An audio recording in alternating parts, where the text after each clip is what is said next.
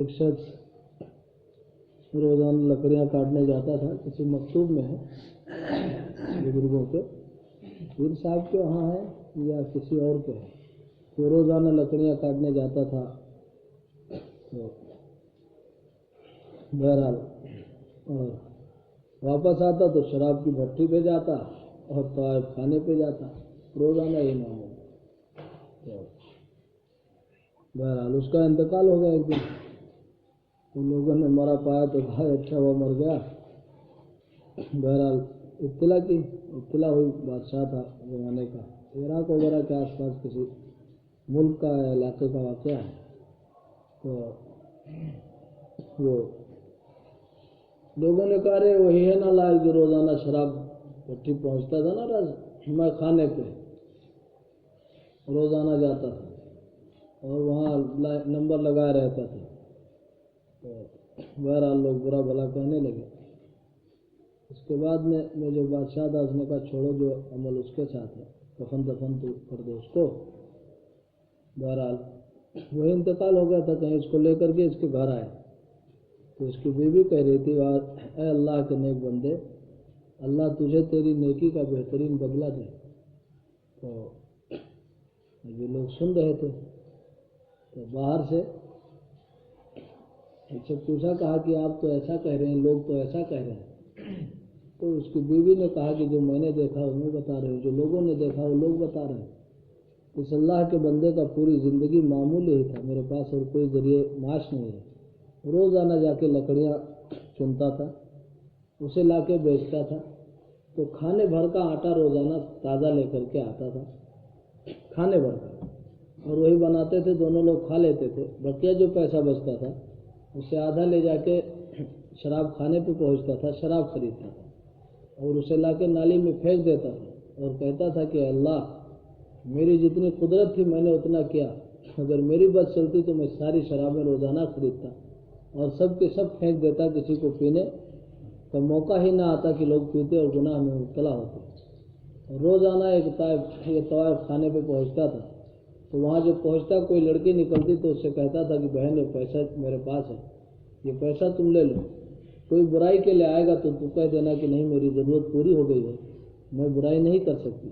پوری زندگی اس اللہ کے بندے نے یہی کیا ہے، سمجھے نہیں؟ پوری زندگی اس اللہ کے بندے نے یہی کیا ہے، سمجھو سبھی لوگ۔ ہاں پیر صاحب جو کہتے ہیں نا کون مقبول ہے کون مردود ہے، بے خبر کیا خبر تجھ کو کیا کون ہے، جب تلیں گے عمل سب کے میزان پر تب کھلے گا کہ کھوٹا کھرا کون ہے۔ ایسے ایسے اللہ کے نیک بندے ہوتے ہیں۔ میرے شیخ سعدی نے نہیں لکھا ہے کہ گئے تو اس کو پایا، بزرگ سمجھ رہے تھے، گئے تو شراب کا مٹکا لے اور ایک لڑکی اس کے بعد بیٹھی ہوئی ہے، پتہ چلا بعد میں کہ یہ نہیں، یہ اسی کی بیٹی تھی اور وہ کوئی مہلک مرض اس کو لاحق ہو گیا تھا جس کے ذریعے وہ علاج کر رہے تھے۔ میری بات تو آدمی کو ظاہر دیکھ کے فوراً، اس لیے آپ لوگوں کو میں بزرگ مانتا ہوں، لیکن اب جب جان کے سامنے نماز نہیں پڑھتے ہو تو کیا کریں، بندہ تو مکلف تو ظاہر کا ہوتا ہے نا۔ اب نماز بھی نہ پڑھو ہم کیسے مان لیں جو ہمارا یہ عقیدہ ہے کہ بغیر جسم کے روحانی نماز نہیں ہوگی، ہاں تو ہم کیسے مان لیں کہ مطلب آپ بھائی کمرے میں ہو نماز پڑھ لے، حضرات کیسے مان لیں بتا؟ یہ عقیدہ کیا ہے تمہارا کہ خالی روح سے جماعت ہو جائے گی؟ ارے جسم کا ضروری ہے کہ نہیں ضروری ہے؟ ہاں تو اس لیے نہیں مانتے ہیں۔ بسم اللہ الرحمن الرحیم، بیان و علم الاحکام والقاعدۃ الکلیۃ فی مباحث الاحکام۔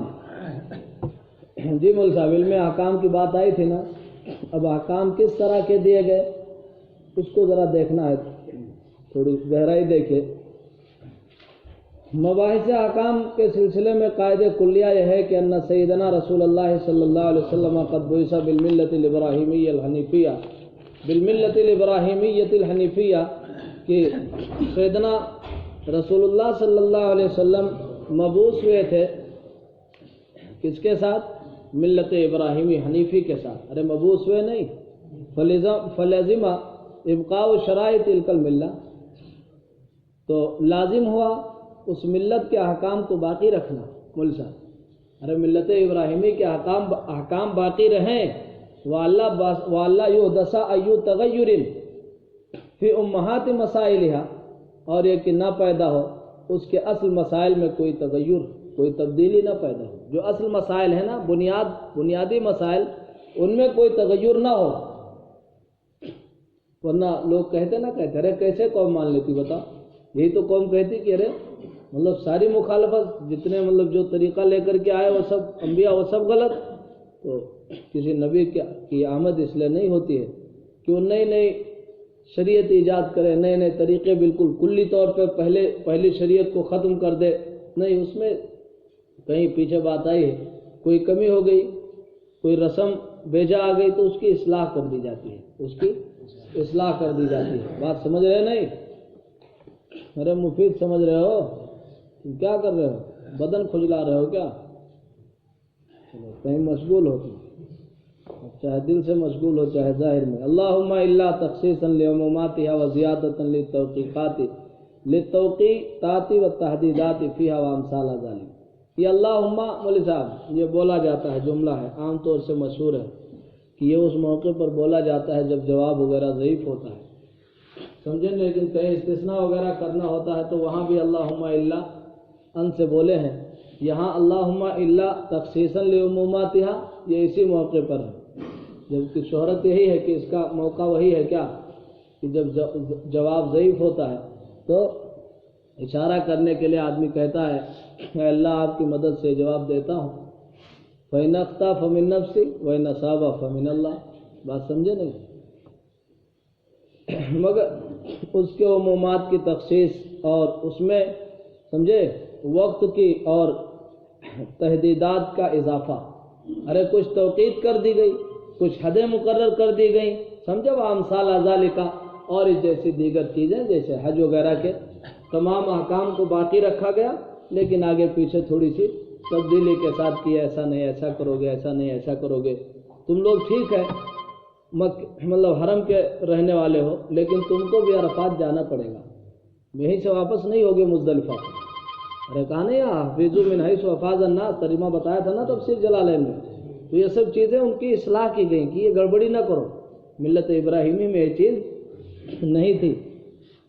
ولما اراد اللہ سبحانہ وتعالی ان یزکی العرب بنبینا صلی اللہ علیہ وسلم ویزکی سائر الاقالیم بالعرب، اور جب اللہ سبحانہ وتعالی نے اس بات کا ارادہ کیا کہ عرب کو سنواریں، ارے عرب کو پاک کریں، عرب کو سنواریں ہمارے نبی صلی اللہ علیہ وسلم کے ذریعے، اور دیگر ملکوں کو مولوی صاحب دیگر علاقوں کو، دیگر ملکوں کو مراد ان کے باشندوں کو، اور دیگر ملکوں کو عرب کے ذریعے سنوارے. کس کے ذریعے؟ ہاں تھوڑا سمجھنا، اسی طرح سمجھے گا آدمی تفسیر کو. لزم ان تتکون مادۃ شریعتہ صلی اللہ علیہ وسلم من رسوم العرب وعاداتہم. تو یہ بات ضروری ہوئی کہ نبی پاک صلی اللہ علیہ وسلم کی شریعت کا مادہ تیار ہو عرب کی رسموں اور ان کی عادتوں سے. بات سمجھے نہیں؟ عرب کی رسموں کا لحاظ کیا جائے، ان کی عادتوں کا لحاظ کیا جائے. صبح و شام جس چیز کا ان کو سامنا ہے ان چیزوں سے ان کو سمجھایا جائے. کحشیم المعتذر. او مول صاحب، بکریوں کا جیسے باڑا ہوتا ہے، بھیڑ وغیرہ کا باڑا ہوتا ہے، اسی طرح چیز وہ کھیتی جو لہلہا رہی تھی وہ اسی طرح مٹ جاتی ہے اور پھر چورا ہو جاتی ہے. چونکہ وہ بکری والے تھے، اونٹ والے تھے، بھیڑ والے تھے، تو اللہ نے ان کو سمجھایا. وہ نالائق جو شہر میں رہتا ہے کیا سمجھے گا کہ بکریوں کا باڑا اور اس کو کیسے گھیر دیا جاتا ہے. پھر وہ گرمیوں کے موسم میں جب اس پہ بھیڑ اور بکریاں روندتی ہیں اس کو، تو پتہ بھی نہیں چلتا ہے کہ یہاں کوئی باڑا لگا تھا. تو اللہ نے اسی طرح دنیا کو سمجھایا ہے کہ ایسے موت آئے گی اور پھر ختم کہانی ہو جائے گی، پھر اللہ زندہ کر دے گا دوبارہ. میرے بات سمجھے نہیں؟ اسی طریقے سے کہا وَإِلَى الْإِبِلِ كَيْفَ خُلِقَتْ. اونٹ ہی سواری تھی ان کی، اونٹوں کی کثرت تھی. تو کہا ارے اونٹ کی خلقت کی جانب ذرا دیکھو، اللہ نے کیسے اس کو پیدا کیا ہے. کیا بات ہے کہ 15 دن کا پانی اپنے کوہان میں جمع کر لیتا ہے. ارے بات سمجھ رہے نہیں سمجھ رہے؟ ہاں، اپنے کوہان میں وہ 15 دن کا پانی جمع کر لیتا ہے. سمجھ گئے بات کو؟ تو اور بھی عجیب الخلقت و مخلوق ہے. اسی طریقے سے اللہ نے کہا پہاڑوں کو دیکھو، اب یہ صوفی پہاڑ کہاں یہاں دیکھے گا؟ مکے کے آس پاس سب پہاڑیاں ہی پہاڑیاں۔ ارے بات سمجھ رہے نہیں سمجھ رہے؟ تو یہ سب چیزیں اللہ نے اب کہا یار یہ مثال کیوں دی؟ وَإِذَا الْعِشَارُ عِطِّلَتْ، 10 ماہ کی گابھن اونٹنیاں جب چھٹی پھریں گی کوئی ان کا پرسان حال نہیں ہوگا۔ جب صوفی کے پاس اونٹنی ہے ہی نہیں تو گابھن ہو بغیر حاملہ کی کیا بات ہے؟ لیکن اب ان سے پوچھو قیمت کیا ہوتی تھی 10 ماہ کی حاملہ اونٹنی کی؟ سمجھا نہیں کہ ایک تو 2 چیزوں میں، ایک تو قیمت، دوسرے پیچھے پیچھے اس کا مالک لگا رہتا ہے کہ بچہ پتہ نہیں کہاں دے دے، بچہ پتہ نہیں کہاں بچہ دے دے، تو اس کی رکھوالی کے لیے وہ لگا رہتا ہے اس کے ساتھ میں۔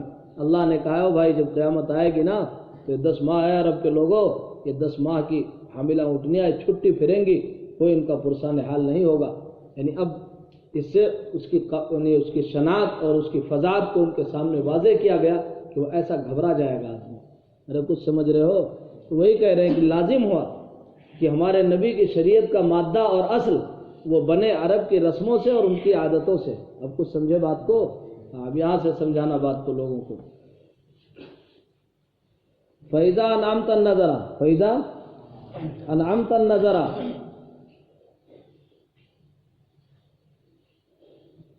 چنانچہ جب آپ غور کریں گے ملت حنیفیہ کے، سمجھے، تمام احکام میں، تمام ملت حنیفی کے تمام احکام میں غور کریں گے، وَلَحَظْتَ عَادَاتِ الْعَرَبِ وَرُسُومِهِمْ، عرب اور ان کی رسموں، عرب کی عادتوں اور ان کی رسموں کا ملاحظہ کریں گے، وَتَأَمَّلْتَ فِي تَشْرِيعِهِ صلی اللہ علیہ وسلم، اور نبی پاک صلی اللہ علیہ وسلم کی تشریع میں غور کریں گے، الذی ہوا بمنزلۃ الاصلاح والتہذیب لہا، یہ بیچ میں تشریع کی تفسیر ہے، سمجھا نہیں، جو کہ اصلاح کے درجے میں ہے، والتہذیب لہا، اور اس کی تہذیب کے درجے میں ہے، کس کی؟ ملت ملت ابراہیمی کے، ملت تہذیب کے درجے میں ہے کہ اس میں جو کمی زیادتی اس کو کاٹ چھانٹ کیا، جو زیادتیاں آ گئیں۔ اچھا علمتا، تو آپ کو یہ بات معلوم ہو جائے گی کہ انا لکل حکم سببا، کہ ہر حکم کا کوئی نہ کوئی، ہر حکم کا ایک سبب ہے۔ وہ فہمتا، اور آپ سمجھیں گے کہ انا لکل امر و نہی مصلحتن، کہ ہر امر و نہی کی ایک مصلحت ہے۔ وہ تفصیل ذالک یطول، شاہ صاحب فرماتے ہیں اس کی تفصیل بڑی لمبی ہے، سمجھا نہیں؟ جس کو دیکھنا ہے وہ اپنا ان کی کتاب